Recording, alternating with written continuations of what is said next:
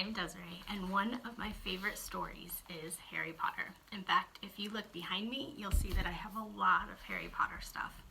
I started reading the books when I was a kid, and all the stories weren't out yet. It was so hard to wait until the next book was out.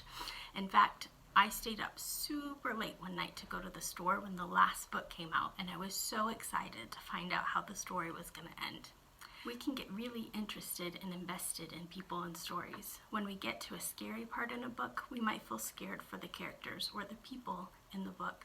And when we read a sad part, we might cry and feel sad for them too. Stories are so important to us, even if the people and characters in them might not be real. Today is Good Friday, and it's a special day that we remember how Jesus died. It can be sad to think about death. The story of Good Friday is true, and the people in our story are real too. They're in our Bible. We can feel sad reading it, especially for Jesus and his friends. They were afraid for Jesus, and they didn't understand that the sad times wouldn't last forever. They didn't know that although Jesus died, he would come back in 3 days. They are in the middle of the story, and they don't know how it is going to end. I can imagine it was a very scary and sad and uncertain time. Did Jesus dying mean that he really wasn't the Son of God? Some of them thought he would be an actual king and take over the government of the time. They thought that this was not how Jesus' life was supposed to go, and definitely not how the story was supposed to end. And you know what? They were right. They couldn't see it then, but God had a plan and a purpose for them even in this dark and sad time. Jesus was not gone forever, and God and his plan was not defeated, not even by death. Jesus prayed from the cross, "Into your hands I commit my spirit," which was a common Jewish phrase said before bedtime that was almost like saying, "I trust you will wake me up tomorrow." Jesus predicted and knew that God would wake him up and bring him back to life.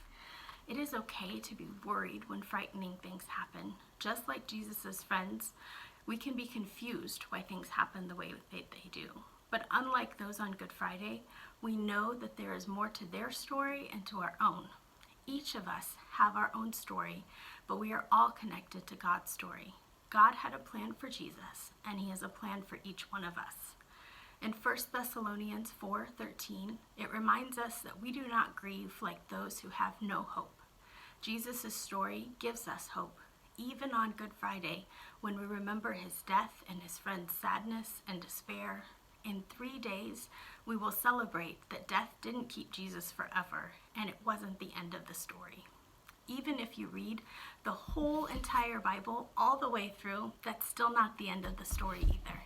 God is still at work in our world and in each one of us. So friends, we might wish that we could skip to the end of the story for us and for Jesus' friends. It's hard to wait in difficult times and not just want to jump ahead to the next chapter in our story or in Jesus's. But it's important to remember that Jesus went through hard times too, and no matter how worried and lonely Jesus' friends felt, they were not alone. God has a plan to make sure that they were never alone, and God takes care of us too. We can trust, like Jesus, that God has more to our story and will wake good things back up for us as well. So let's pray. Jesus, this is a sad part of your story, and some of us are sad right now too. Help us to remember that even when we go through hard things, that you are with us. You have made a special story for each of us. And even though we wish we could skip the sad parts, we know you bring good things, even from the most difficult times. Help us to trust and know that there is more to our story too, and we are never alone. Amen.